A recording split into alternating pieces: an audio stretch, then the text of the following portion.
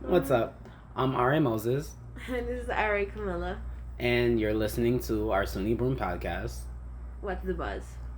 And after a short break, we are finally back. We hope you didn't miss us too much. This month, our focus is going to be on women.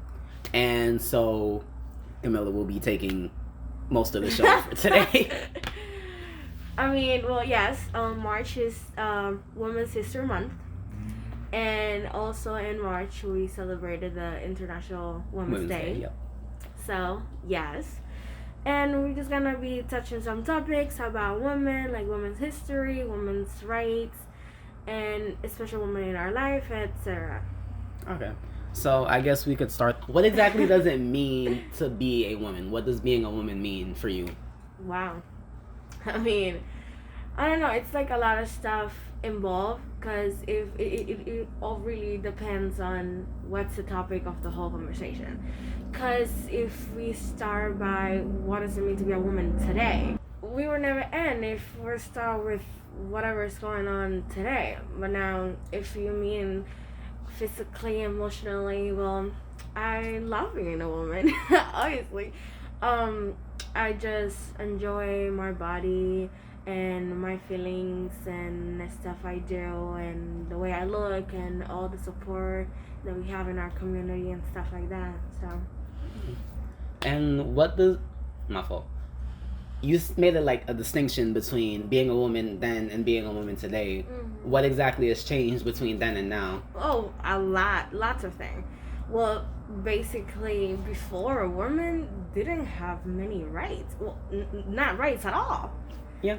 To be honest, because everything you had to depend on a man.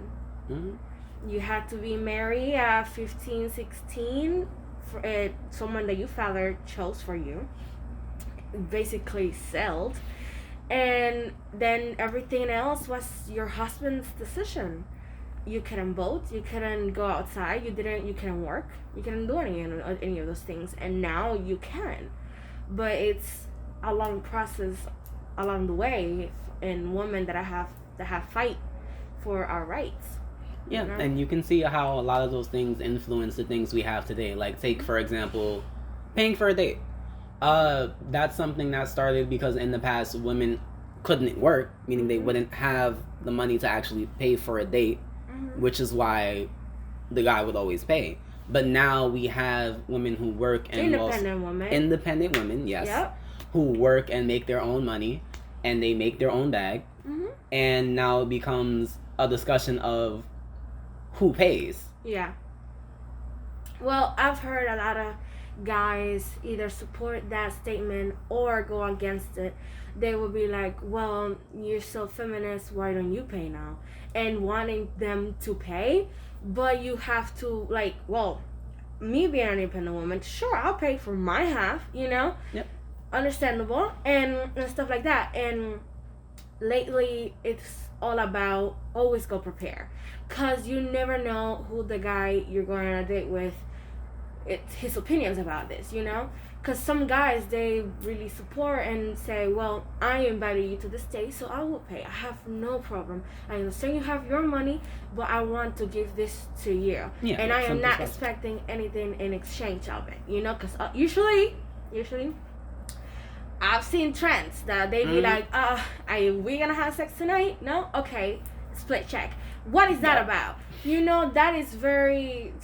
It's concerning, you know? Yeah, concerning is the word I use for it. Yeah. I think there's another word, I can't think of it at the moment, but it's like you have this preconceived notion, this expectation that because you're paying and that because you're doing these things, you're suddenly owed something. Yeah. Nobody owes you anything when it comes to their body or when it comes to sex or anything in general. That's a decision that they make, and the actions that you make in response to that and not getting what you want say a lot. Yeah. Definitely. And that makes me think also the 97%, which we're talking way more now, that the 97% just not just mean people like women that have been raped or sexual assault. 97% is more than 97%. Yeah. Because we have come to the realization that even sending a picture that was not expected, and you know what kind of picture I'm talking about. The banana. That is a part of the 97%, because that's sexual harassment. Yep. That person did not ask for it. That person did not want it, and now you're sending this unsolicited thing, right? Like it's yeah. You know, or like when guys ask for one multiple times, and the answer's still no. That's still sexual harassment. 99 no's it's and like one yes. Changing the settings because now everything's online. So social media has become a really big thing nowadays. So now that's the way of it to come to us. Yeah, and I think disgusting. Honestly, and I think especially when it comes to guys in general, the understanding of what constitutes like sexual assault, what constitutes sexual harassment, the lines kind of get blurred because there's always this idea of, oh, boys will be boys, and we don't actually like correct them or guide them towards where we actually want them to go. Yeah. And so because of that, we end up in these situations where, oh, I was raised on the idea of if somebody says no, they don't necessarily mean no. They just want you to try a little harder. No. Sometimes no means that no. little sentence right there of boys will be boys, I have always heard it since I was a kid, and it mostly comes from mothers and fathers. Like, they see their kid doing something, and if you have like a brother, your dad will tell you, oh, boys will be boys. That is not something. Every time I see like, oh, tell your girls to dress well and to not be, you know, all of that, but why don't you teach your kid to not just do that, to not just rape? Tell your boys not to rape. 100% of rapes are caused by rapists. Yeah. It's that simple. That's literally it. And they go with this whole logic of that people that have been abused will continue to, like, will evolve to be one of them. And I'm like, no, not always. It's in you. You decided to make damage. Yeah. Nobody has the influence on doing that. Everyone is responsible for dealing with their own baggage and their own trauma. If you take your trauma and start projecting that onto other people, whatever that may be, that's still your responsibility. You still made that choice to do that. And it's not like nobody provoked you, because it does not matter what you're wearing. It does not matter where you walk in. Doesn't matter the day, the time of the day. It will happen if that person that decided to do it decides, I'm gonna do it right now. Yeah. To this person. It might not be, he didn't even probably think about you. Personally, like, oh, this is the girl. No. That's the passing by. Pick and choose, really. And, you know, people really get stuck in that. It's really not what you're wearing or anything like that. No. And it's just disappointing. Yep. Moving forward off of that topic, we're gonna delve a bit into like feminism and womanism. We're gonna start with the first one. So what exactly does feminism mean for you? Because I know it like differs from person to person. Man, I just think that, I don't know, I've seen different types of feminism. Well, more than two, really. There's these people that are very aggressive to get to their point. Those people are the ones that are tired of not being heard and get to a point that, you know, you gotta be like them, you know, be aggressive about it and just request and demand all the things you want. And I don't know if I 100% agree with that, you know, because, like, you know, I'm not saying that we're gonna keep just sitting and talking, because apparently that doesn't work. But, you know, there should be more stuff to it, you know. I've seen protests that are a little too much, but if it worked for them, that should be fine. You know, feminism in the eyes of a man is women that do not value themselves. They see these women protesting with their titties out and being aggressive and wanting to be a man and wanting to be a man, and they want everything that a man has. No. Feminism is a woman demanding their own rights that men have been opposed to. and they see it as aggressive. Plain and simple. All we want is to have our share. We don't want to be like you. We don't want to have what you have. We want what is ours. Essentially, like, be your own person. Yeah. And have you heard of, like, the Womanist Movement? Okay, so one of the issues that people took with feminism was that historically it ended up excluding women of color. And it got to the point where there's now a subcategory of feminism called intersectional feminism, which focuses on the interconnections between race and sexism and how those two interact. How when it comes to sexism towards white women or non-women of color, essentially they end up being more infantilized. They're more treated as like children and these things to be taken care of. But when it comes to sexism in black women or women of color, they end up being seen as more mature than they actually should be treated, where like you become the person responsible for everyone else's problems. And womanism is similar to intersectional feminism, but they want to get rid of like the connection to feminism because historically they haven't been included in it. So now that they've made their own thing. And it's crazy because, I mean, for them, for womanism, it makes sense because usually in every movement that includes everybody, they really don't. Because your needs as a white person may not be the needs that a black and brown and Hispanic person needs. Or anybody else. Even Asians. Or anybody. Russia. Anything. Because really, sometimes, like, our bodies are different. If you're talking about health. And it's just, you know, all that kind of stuff. We go through a different way to be raised, a different way how we live, the way we eat, and all that kind of stuff is just completely different. So that makes us a whole two different worlds, literally. And I've seen, which is very sad, that in most movements, there's always a community that's left behind. When it should be all and for all. I don't understand. Because we saw it with the Black Lives Matter that some of the people, they were not included in the LGBT community. Yeah. And that's like a historical issue where black communities have specifically singled out like LGBT communities and not really included them. And it's a recurring thing with like any group when we're supposed to be for everyone. But we're not actually for everyone. Which is, what the hell are we doing? Yeah, it kind of defeats the purpose of the movement. Exactly my point. Exactly. It's just, yeah. Nowhere to Honestly. And then with feminism, one of the issues that some people have taken is like, white women will come and want to label themselves as womanist instead of fixing the initial issues with feminism in the sense that we weren't included. And now that we've made our own place for women of color, we don't want you to invade this space. Yeah, which is crazy. You can literally go and Google feminism and see pictures of women in protests and stuff. They're all white. Yeah, that's part of the issue. Like, what? What are we doing?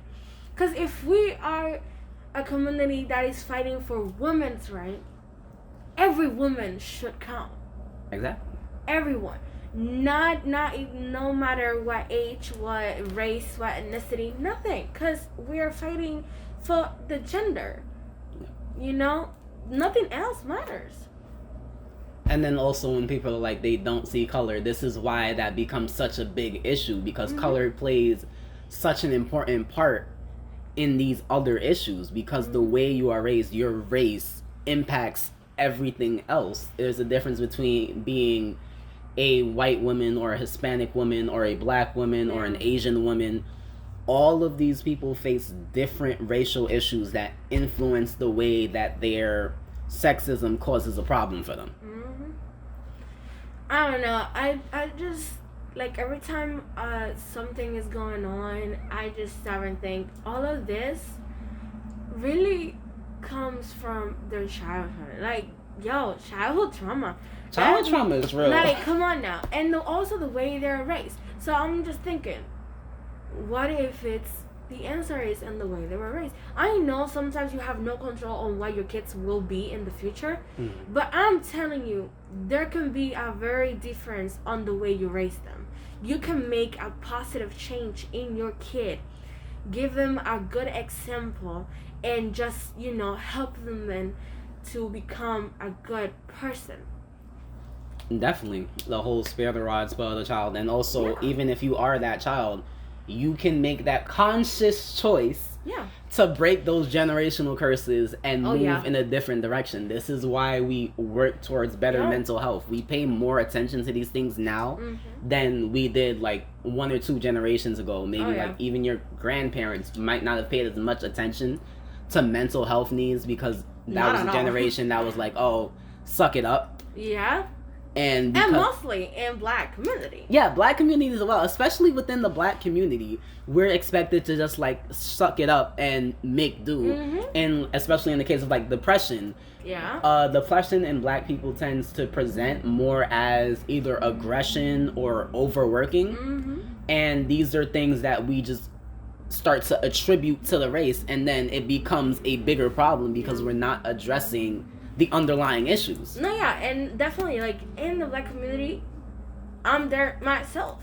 Literally, like, I've seen people in DR just be like, oh, you go to the therapist? Are you crazy?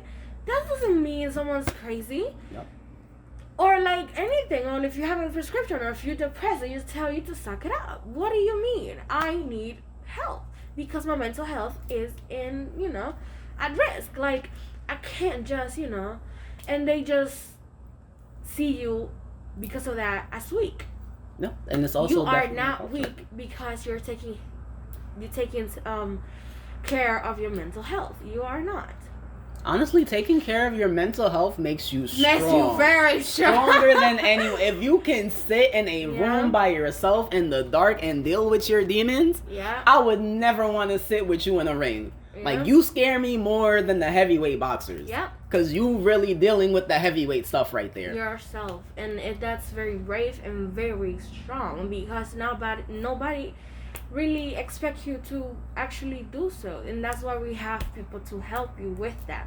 People that go through millions of years of school to help you understand what you're going through and how to help you go through it, But yeah, and a lot of those, it is what it is. We're not gonna say it is what it is, but a lot of those people that go to those schools to help you are also people that are trying to understand those things about themselves too, which is it's always important to make sure your therapist has a therapist so that they practice what they preach. Yeah. If your therapist doesn't have a therapist, I'm a bit concerned. I'm gonna head out. Yeah, I'm gonna leave. Yes, definitely. And I'm like, talking about therapists, I'm not saying like, I would like to go to someone that it's just, I don't know how to explain it, but like, sometimes you feel kind of weird to talk about your struggles as a Black woman to a white male. Yeah, because there's also... I'm not saying that, this person didn't prepare, but you gotta make sure that person actually understands and see no problem, and that he actually understands what you going through. Because these people, let's say, they go to school here, they go to these beautiful schools and Ivy Leagues, all white and stuff like that. They might not understand the struggles you go through as a Black person, really. Yep. Even though nowadays they're teaching it, but that's kind of like 50-50. It's 50-50, and my issue with that is more so it's optional and not really mandatory. But it's also an issue of like a lack of trust. You can't really just come to a therapist that doesn't... You look at them and you don't see any reflection of yourself. They're not a woman like you are. They don't match your gender. They don't match your race. They don't match your culture. And then sit down and expect them to understand all of the struggles that you're dealing with. It's kind of like a sitting and go, like, first session, and you see kind of if you feel comfortable and if you feel that it's right and stuff like that, because really, you never know. Yeah, it's a vibe check. You have to see if your therapist passed the vibe check. Yeah, and then, well, bye. Yeah, it sucks. Honestly, it is what it is. We're not going to say that. It is not what it is. Because we have to get out of the habit of... Because it is what it is a powerful statement. When you get to that point where you cannot just say it... I think mostly what we say all the time is because, you know, it was a very funny video. And it just stuck, you know? And then we start applying that to our daily life. We take that with a lot of viral trends. And it's not like I really mean it. Like, stuff really be sucking. But my mechanism just responds, it is what it is. Yeah, that's how you code. And, like, the Japanese have a quote. I don't remember what it exactly is, so I'm going to paraphrase. But it essentially says, don't talk bad about yourself because the warrior within hears it. Yeah. And the words you say, this is why we use positive affirmations. Oh, yeah. They definitely start impacting you over time. So when you just cultivate that culture of it is what it is and you just start accepting things, it's okay to an extent. But when it starts to become a crutch and you're not actually doing anything about any of the problems and you just like, oh, it is what it is, can't do anything about it, hands up. No. It's a dangerous tool. Yeah, use it with care. At the end of a very crazy day, at the end of negative vibes day, just take a minute and practice your positive affirmations, because I'm telling you, oh my God, literally, if your thing is body positivity, stand in the mirror, give yourself some love, touch your body, and make it real. Make that love real. Give yourself some love. And just appreciate the good things about you. Just don't concentrate on that. And if your thing is just emotions and stuff like that, find the good things. Always, there are good things in everything. So just find that point and concentrate in it. Because if you concentrate in the bad, really, you're gonna... If you look for the bad, you're gonna find it. Oh, yeah. But it's funny that you brought up, like, that kind of thing, because I'm not even going to say I was researching it. I saw a couple of TikToks, and it does line up. But essentially, like, with your love languages. Oh, yeah. The way you your self-destructive behaviors match your love languages. So, like, say your love language is quality time. You like to spend time with people. When you're having a issue, like a big episode, you're self-destructing, you isolate yourself. You're taking away the one thing that makes you happy. You're making it worse on yourself. Yep, that's me. If your love language is gift-giving, you might just not get yourself anything. If your love language is physical touch, like, do things. Yeah. If you know your love language, and I encourage you all to go out and learn your love language if you don't already. Yeah. Treat yourself. Give yourself whatever your love language is. Girl, take yourself out to dinner. Have your own dinner date. Give yourself gifts. Give yourself time with people. Give yourself a hug or something. That still works. Yes. You can get yourself a massage. That's still physical touch. Yeah. Yeah. Just treat yourself. Don't constantly bring yourself down. And if you can notice these self-destructive behaviors, then you can start doing things about them. Yeah. It is not what it is. I love your way of not saying it is what it is. It is not what it is. Listen, I gotta make it work somehow. Oh my God. Because I lean on that a bit too much. Yeah. Okay. Let's move on to the next topic. The next thing we're gonna talk about is, like, important women in your life and why they're important to you. So, again, floor is yours. Who's an important woman in your life and why? My important woman, it's my mom. She has been my mother, my father, and all of it. It's just crazy how the woman supported 3 kids on her own, literally. And I just love her. She is so powerful for me and, like, brave.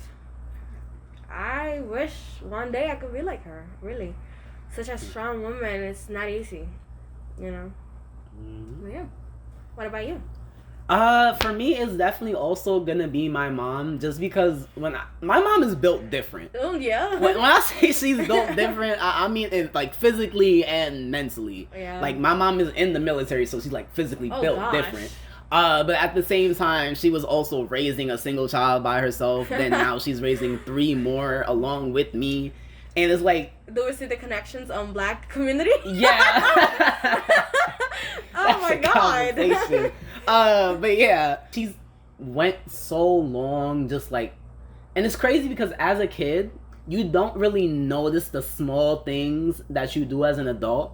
So growing up and looking back, I can see the way she kind of was struggling. Yeah. And just made sure that as a kid, I had my childhood. And probably I was going out, I had my friends, I had lunch money every day. I never questioned where it came from. Exactly. That's what I was gonna say. Like, and me too. Like, do you think about, like, it's like, what about the times that you probably didn't even notice? Yeah.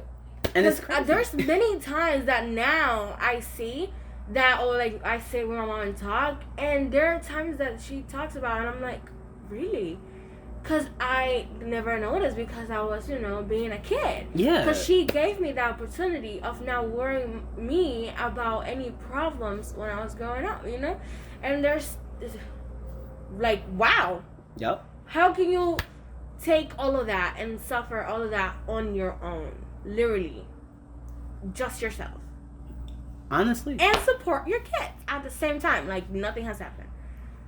Like, you see how hard it is to just take care of yourself. Oh my God. Like, don't even get me started on that. Yourself and another person and 3 other people, and you're just doing it all. Like, when I say she's built different, she is built different. Yeah. Because I remember, like, even when I literally asked her, because as a kid, I was, like, smart, but I wasn't that smart. I literally asked her at one point, I'm like, Mom, are we poor?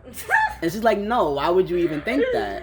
Woo. And it's crazy because, like, I would see little things and it's like, that's suspicious. We for sure were, but we that's didn't know weird. it. Yeah. Because I myself know that. But she did her damnedest to make sure I didn't know it. At one point, maybe we were really sorry. But, that makes you see, like, damn, And it's crazy because you look back and you see all of these things. The best thing that a parent can do for you is give you a childhood. Because that saves you from so much trauma. Oh, yeah. And it's saving you on therapy, too. Oh, my God, yes. I don't know. It's just so different nowadays. That there's no childhood. Yeah. I think childhood died with us Gen Z, literally. Well, not the young, the young Gen Z. Yeah, but I think our child, because we've had multiple traumatic events between generations. We had like 9/11. We grew up as kids around that and just seeing that, and that desensitized us to a lot. And now we're again having another generation come into like a big disaster, Corona. That's what I'm saying. Like, the kids nowadays will not know what it was to just be a kid. And like, they don't know what playing on the street with charcoal and stuff and millions of kids and running around the street. They will never know that because now the streets have always been dangerous, but it's very dangerous. Even right, very dangerous. And now COVID, no contact with people and stuff like that. Phones, social medias. Now kids are getting phones since they were like 2 years old, and they just grow up to just, no real social experience. And that's especially dangerous when you're forming all of these parasocial relationships, which are like relationships through technology where you don't actually know the person, but you feel like you know them. Especially with like TikTok. It's dangerous in that sense because you will like really feel like you know somebody on TikTok. No. And you know nothing about them because you just know the persona that they put forth on that platform. You know how many times I prepare for a video? How many times I record a video for TikTok? Because on TikTok, you get to put forth the best aspects of yourself with none of the baggage, none of the bad. And children are going to grow up and think that these are real people. It's going to be like the modeling industry all over again where you see all of these thin people and wonder why you don't look like that. You're going to see all of these put together people with everything perfect and you're going to wonder why you can't do the same. And it's going to suck. It really all depends on what side of TikTok you are. But really, even in any side of TikTok, you will see 1 or 3 of those. But like, it's just crazy. Like, they're never going to... Now I saw one TikTok of a like 1-year-old baby. She went outside for the first time, and the baby was so overwhelmed because she never saw so many people. She never heard so many sounds or see. She was in a supermarket, she never saw so many things and colors and stuff like that. You know what I mean? Yeah. And someone comments, "Oh," and it begins the social anxiety. Yeah, because really, because we really. couldn't let the babies out Yeah, because Corona. Yeah. And now they're going to be coming into these situations that they didn't get to adapt to like other babies did. Yeah. They didn't grow up outside on parks watching the dogs walk by and the trees and the people. That's going to be way too much sensory information coming in at like no time. Yeah. That will happen unless the kid was like, if it was born in a big house with siblings, maybe, you know, yeah, and like in a house where the community was so little that, you know, you guys didn't take such a big thing part of the whole quarantine stuff. One way or another. But yeah, if oh my God, that generation is gonna be something. Listen, there's all these memes about how we're gonna heal and then give our children a whole different kind of trauma. Oh yes. Welcome to the different kind of trauma. Yeah, definitely. I'm not ready for Gen Zs to have kids. Listen, as far as I'm Me concerned, myself. Gen Z are still kids themselves. I don't see them having when you see your parents see you and they're like, oh, you're still a kid. They don't really like see you as an adult. That's how I see Gen Z. It's like you're still kids. And you are one of the older Gen Zs. Yeah. Even though you're like 2 years older than me. Listen, I'm still included. Exactly. No, that's what I'm saying. Like, and that's even you that a little bit older than the Gen Zs. And I still see it as like, we're kids. I think we're in the middle. Yeah, we're right now. Not even. We're like halfway because we're like me specifically. I'm not sure if you fit there. I'm from 2001. Yeah, I'm 99, and so like I'm like now Gen Zs are from 2002 and up, but like. That is crazy. It's like 95 to 99 to like 02. A picture that said, yo, there's people that were born in 2011. They were born in 2000. What? There are human beings out there that were born. Listen, once you say 2000 and, you're a kid to me. Like, my brother was born in 2006. He's almost 15. Wait. Exactly. You're I was like 2000. We're in 2020. What? 21. Yeah. Yo, what? Exactly. That's the same face I made. He said, "I'm 14." You what? Huh? And my little sister, she was born in 2011. She's 10 years old. And I was like, you gotta be kidding me. Yo, I forget people grow up. Exactly. Oh my God, yes. I was like, what? Yeah. I'm 19. I am so shook right now. Yeah. I'm glad this is a podcast and not a video thing because, yo. Yeah, but anyways. Moving forward. Well, I think this is literally it. I mean, we can wrap it up. We can wrap it up with saying, well, women, important women in our lives. Well, Alex left us. We miss her very much, and we appreciate her. So thank you, Alex, if you hear this. Hopefully she'll tune in. Right. Who else? Dr. Rice. Mm-hmm. Thank you very much. Oh my God, yesterday, Chopped. Thank you for beautiful. That. And, oh my God, thank you for that opportunity. And y'all hearing the winner. Yeah. Me. Congratulations. I'm not going to be a sore loser. I came in ready to win. I dropped out in the first round. I literally told you I was gonna, and you were like, yeah. Listen, it's competition. I gotta come with the proper energy. If you say you're gonna win, I have to tell you on every occasion that you're not. And the very exciting thing is that our group was all women, so congrats. Woo! Yes, the best team won. Right. Yes. And so, yeah, thank you for the opportunity. It was very much fun. It was fun to be outside again and see people and all the fuzz. It was amazing. I was like, oh my gosh. Also, thank you to like Pam for going through all those last minute changes. Christina, you too. We're not gonna forget you because we know you both were like struggling with that. That was crazy. Yes. So thank you to all of you, and thank you to all women out there. You are beautiful. You're strong. You're brave, and take care of yourself. Keep your back straight, your shoulders back, and your necks upright. And we'll see you next time. Bye. Have fun.